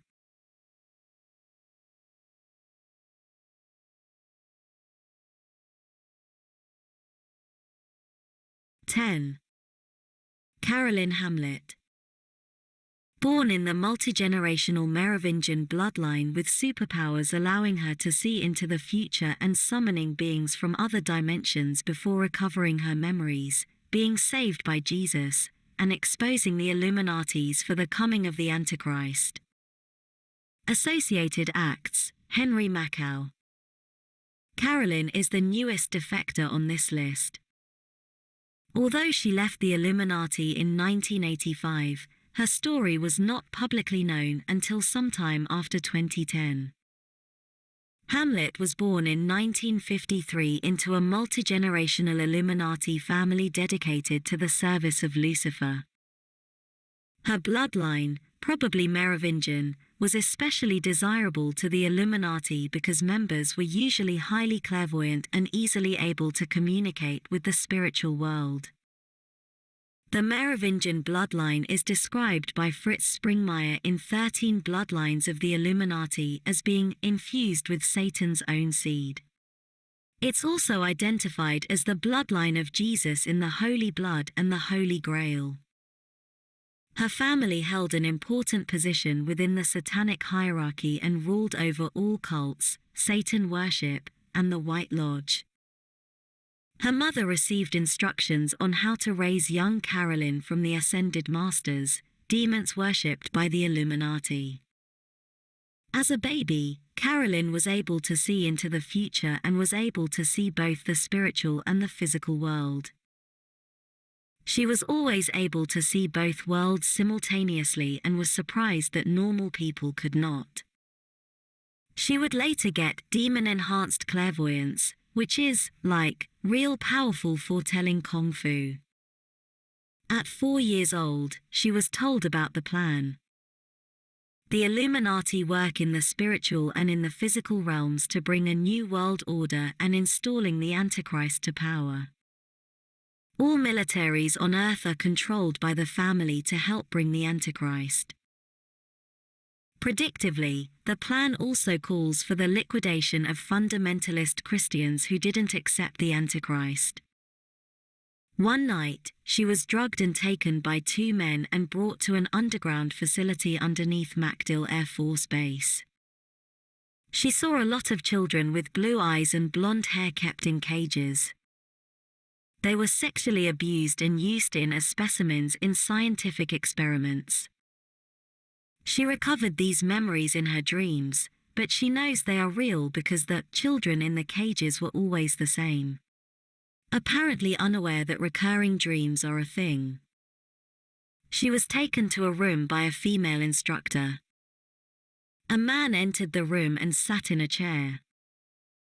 After repeatedly refusing his sexual advances, a blonde girl her own age, 3 or 4, entered in the room and sexually aggressed the man.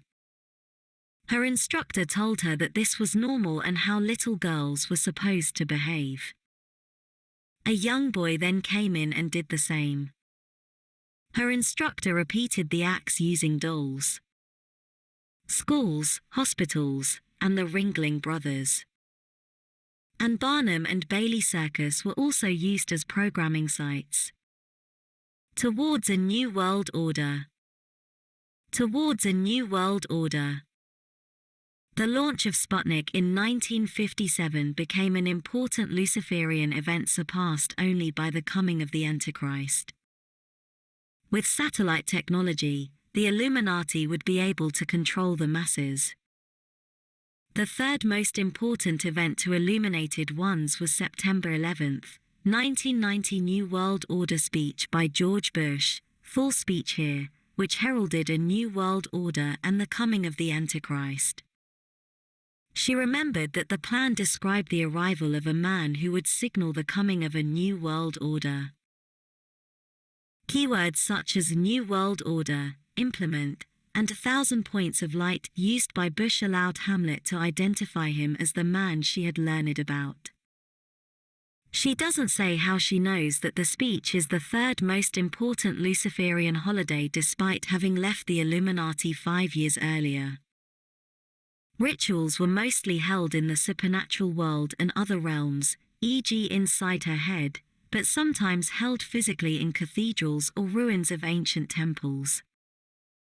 Carolyn attended many rituals and ceremonies in the physical world, but most were held in the spiritual realm. Victims are raped on a spiritual plane in dimensional prostitution temples, so that entities can come through. She once met Pope John Paul II at an open meeting called by the Ascended Masters for whoever was able to vibrate on their dimensions. The masters were amused by the Pope's presumptuous presence at the meeting. She was really bright at school but always did badly on tests. Her mother explained that the Illuminati changed her grades so that she would not stand out and fit better with everyone else for her future role in the plan. At the age of 17, she was followed by the FBI for months because they were trying to recruit her. Greys routinely abducted her and she still has bruises on her body.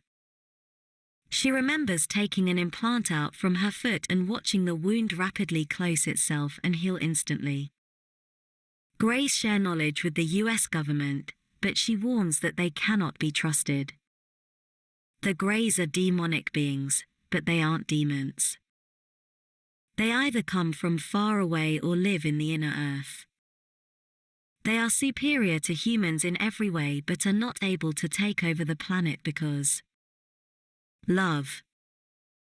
They are supposedly unable to love, nor understand it.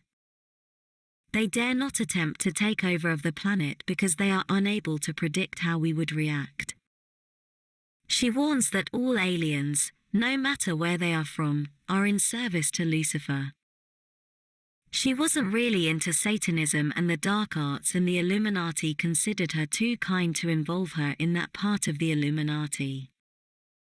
But watching 4-year-olds have sex was a-okay. However, she had a few, unnamed, friends who were Satanists and did human sacrifices.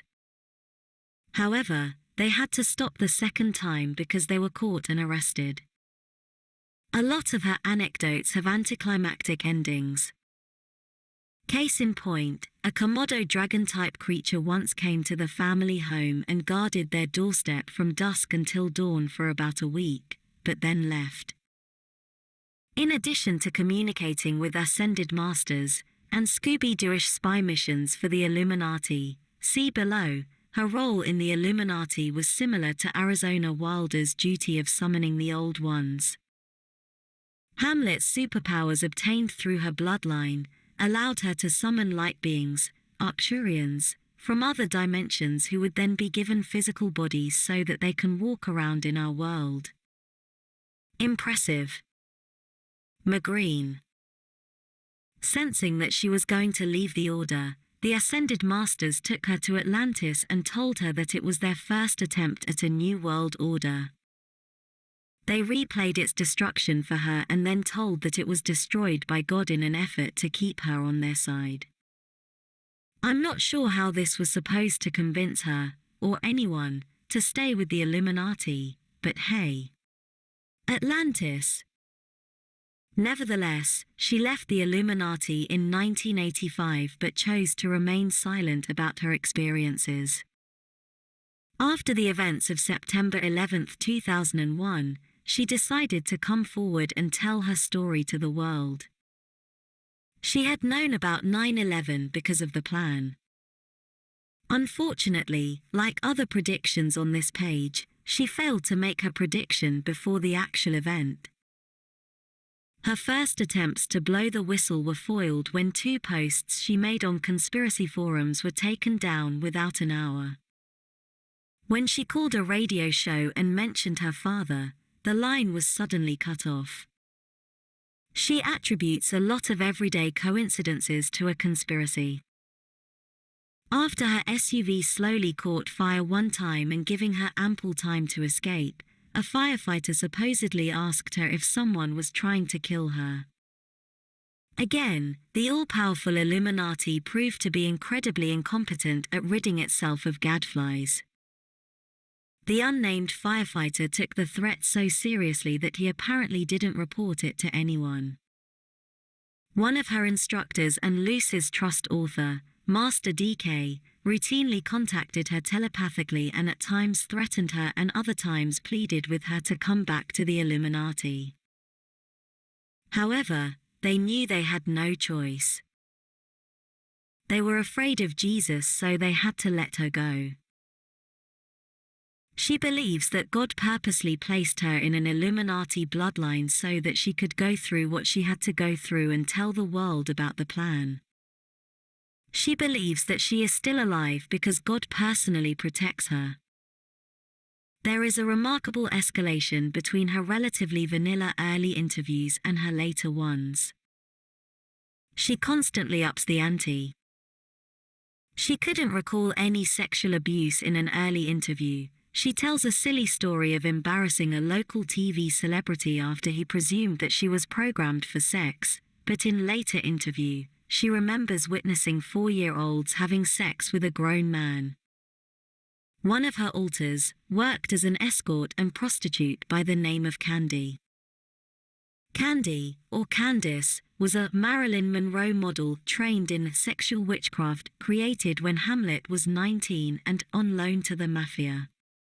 She was the ears and eyes, made people feel at ease, and had the special ability, again thanks to her powerful bloodline, to tell when someone was lying or telling the truth.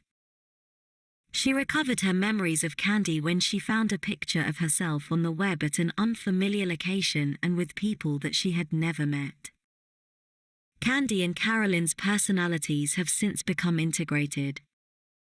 In that same early interview, she claimed to have never seen a reptilian. In later interviews, she has an alter, Andrew, who speaks fluent reptilian and handles all communication with reptilians' aliens. Reptilians are generally not nice and grow their own humans for consumption. They are useful as assassins because of their ability to become invisible. Andrew was created around the same time as Candy and is charged with keeping her and Candy safe.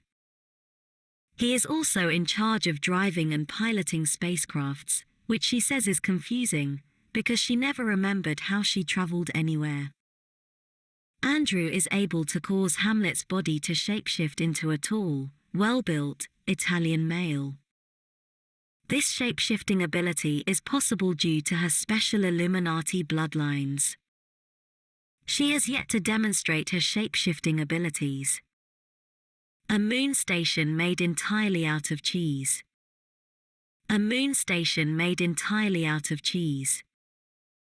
Andrew accompanied her on one of her last missions to the moon. The meeting took place in a trapezoid-shaped building. Are you reading this, Bill? Built by the Greys. On a tour of the facilities, a disgruntled Grey had told her about how they had built the moon station and felt hurt that the humans were taking credit for the accomplishment. She sometimes felt residual effects after transferring from one personality to another. For example, she would often crave cigarettes on account of Andrew's affection for cigars. But usually, they were completely different. One personality could have diabetes, while another had completely normal blood sugar levels. One person can have thousands of personalities. All her memories came to her via the aforementioned dreams, or through the help of Minister Daniel Duval, who helped her recover hidden memories via Skype. I'm not kidding.